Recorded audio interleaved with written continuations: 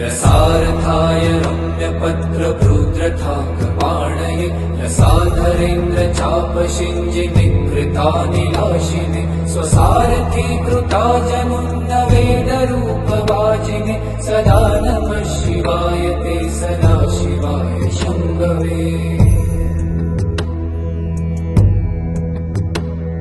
अतिप्रगल्भ वीरभद्रसिंहनाद गर्जित श्रुतिप्रभीत दक्षयाग योगिनाग सद्मना गतिप्रदाय गर्जिताखिल प्रपञ्च साक्षिणे सदा नमः शिवाय ते सदा शिवाय शम्भवे।